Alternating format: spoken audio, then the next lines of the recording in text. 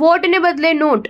મહારાષ્ટ્રના બીજેપીના દિગ્ગજ નેતા પર 5 કરોડ રૂપિયા વહેંચવાનો આરોપ, હોટલમાં ભારે હોબાળો। મહારાષ્ટ્ર ચૂંટણી પહેલા ભારતીય જનતા પાર્ટીના કદાવર નેતા અને રાષ્ટ્રીય મહાસચિવ વિનોદ તાવડે પર પૈસા વહેંચવાનો ગંભીર આરોપ લાગ્યો છે। તાવડેને મુંબઈની હોટલમાં વિપક્ષી પાર્ટી બહુજન વિકાસ આઘાડીના કાર્યકર્તાઓને ઘેરી લીધા છે। બીવીએના કાર્યકર્તાઓનો આરોપ છે કે તાવડે 5 કરોડ રૂપિયા લઈને ત્યાં વહેંચવા આવ્યા હતા। જો કે તાવડે આ આરોપોને નકારી દીધા છે। વિરોધીઓએ હાલ આખી વિવાંતા હોટલને સીલ કરી દીધી છે અને સ્થિતિ ખૂબ જ તણાવપૂર્ણ જણાઈ રહી છે। જણાવી દઈએ કે આ વિસ્તારમાં બીવીએની સ્થિતિ ઘણી મજબૂત માનવામાં આવે છે। બીવીએ કાર્યકરોને આરોપ છે કે તાવડે મતદાન માટે રોકડ વહેંચવા આવ્યા હતા। દરમિયાન અનેક પોલીસ અધિકારીઓ પણ હોટલ પર પહોંચી ગયા છે। બીવીએના કાર્યકરો વિવાંતા હોટલ ખાતે જમા થઈ રહ્યા છે। આ હોબાળા વચ્ચે બહુજન વિકાસ આઘાડીના વડા હિતેન્દ્ર ઠાકુર પોતાના દીકરા ક્ષિતિજ ઠાકુર સાથે હોટલ પહોંચ્યા છે। હિતેન્દ્રનો આરોપ છે કે વિનોદ તાવડે 5 કરોડ રૂપિયા લઈને અહીં આવ્યા હતા। તેમની પાસે 2 ડાયરીઓ મળી આવી છે।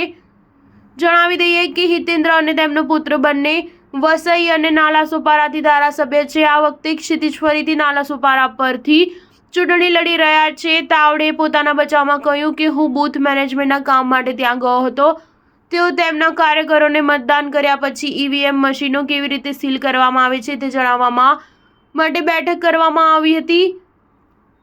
આ દરમિયાન અમારા વિરોધ પક્ષના કાર્યકરોને લાગ્યું કે પૈસાની વહેંચણી થઈ રહી છે। હું 40 વર્ષથી પાર્ટીમાં છું, સત્ય બધા જાણે છે, પરંતુ તેમ છતાં ચૂંટણી પંચ અને પોલીસે આ મામલે તપાસ કરવી જોઈએ। હોટલમાં સીસીટીવી ફૂટેજ છે, તપાસ થશે તો બધું સ્પષ્ટ થઈ જશે। તાવડે પોતાના બચાવમાં કહ્યું, હું બૂથ મેનેજમેન્ટના કામ માટે ત્યાં ગયો હતો। તેઓ તેમના કાર્યકરોને મતદાન કર્યા પછી ઈવીએમ મશીનો કેવી રીતે સીલ કરવામાં આવે છે તે જણાવવામાં બેઠકમાં આવ્યા હતા।